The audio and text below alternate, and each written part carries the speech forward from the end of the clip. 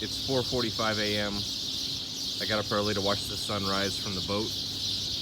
Did not expect it to include ruins.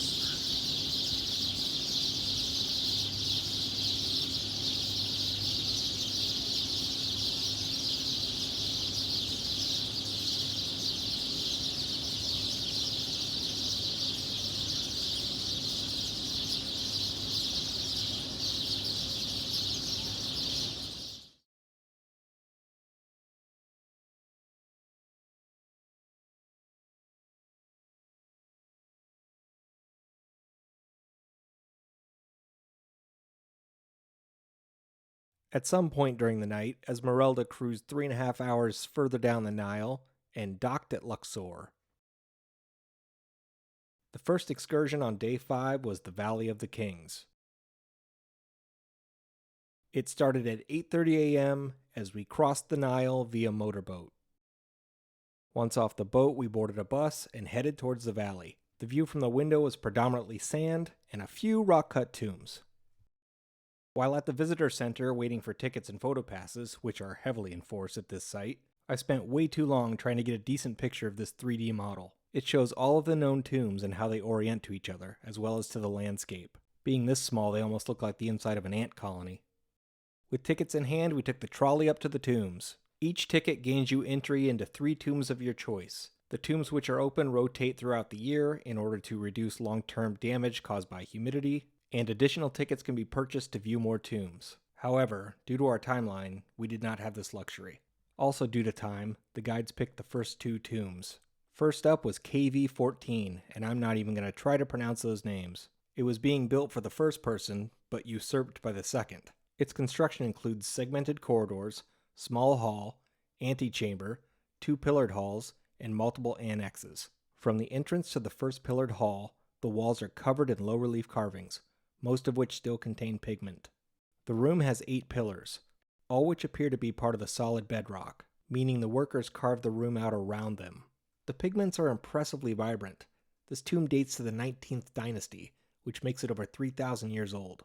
The ceiling is also carved into an arch, but I failed to get a good picture of it. These small annexes are interesting because they look like they may have been concealed at one point, and the robbers knew they existed because they smashed into them with pinpoint accuracy. The next 2 storage rooms were blocked off and unlit.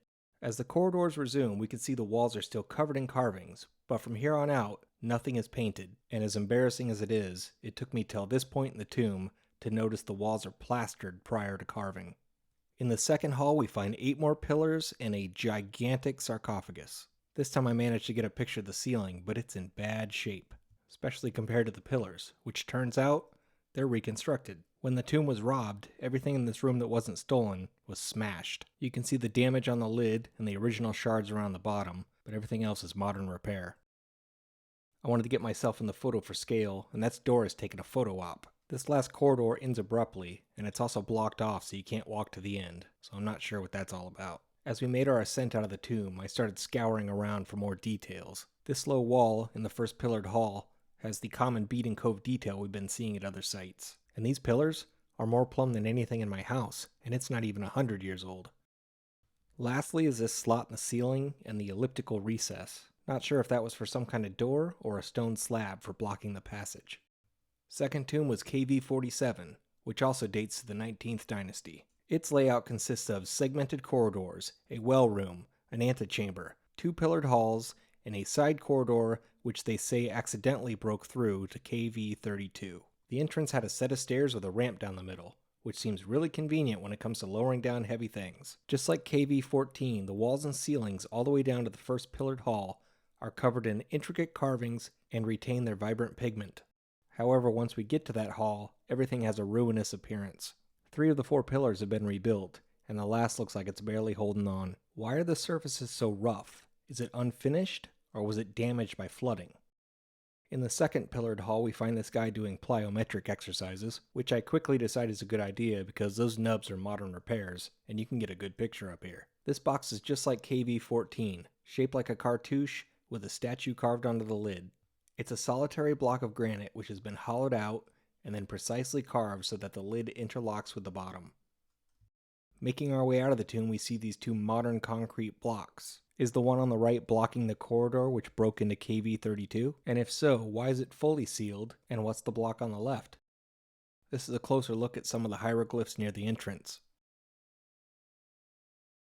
And a closer look at the stairs.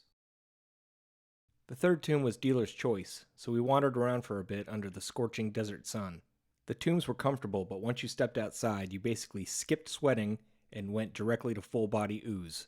Having no idea which tombs were open, nor which were the coolest, we settled on Cavey 11, a tomb from the 20th Dynasty belonging to Ramesses III. The layout consists of segmented corridors, a well room, 2 antechambers, 2 pillared halls, numerous annexes, and this oddity. The story is that this tomb was abandoned by Ramesses III's father, the second name I can't pronounce from the first tomb we saw, when this corridor penetrated the roof of Cavey 10. So he gives up, usurps Cavey 14, at which time his son claims the unfinished tomb as his own. Ramesses alters the direction and elevation to clear Cavey 10 and keeps digging. This tomb has a decorative entryway featuring bulls with extremely long necks. As we now expect, the walls and ceilings are covered in carvings and well-preserved pigment. Here's another example of chipped-off plaster, and an undecorated side chamber which looks unfinished. You can see as we approach this weird junction they keep it really dark. It's basically just one black light. I kick myself now for not trying to explore that tunnel. This is the well shaft. Some say it's a symbolic Osiris shaft, others say it was an obstacle or deterrent for tomb robbers. After the well shaft we enter the first pillared hall, and aside from some missing plaster, all 4 pillars are intact. The side room was blocked off, but the guardian would let you in if you give him a tip, or bakshish. Sadly, the rest of the tomb was blocked off, so we didn't get to see the 2 antechambers nor the second pillared hall. After returning to ground level, we passed several of the closed tombs, and a bunch of these metal rods. Is this ground-penetrating radar technology, or just markers for future excavations? The last tomb was Cavey 62, that of the 18th Dynasty pharaoh, Tutankhamun. This required a separate ticket, and because it's small, they limited the groups to 10 people at a time. The layout's a steep staircase, 1 corridor, an antechamber, 1 annex, the burial chamber, and a treasury. During our visit, Tut's body was actually in a climate-controlled box within the antechamber, and the policy said no photo, no video, but if you slipped the guardian some cash, he'd let you snap off a few. I had yet to embrace the bribing culture, so here's a few pictures from the internet.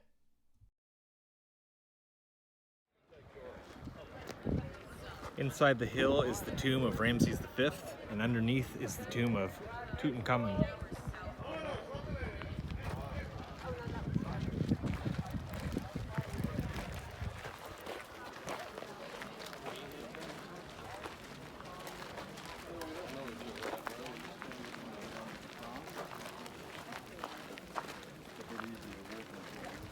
Ramesses IX.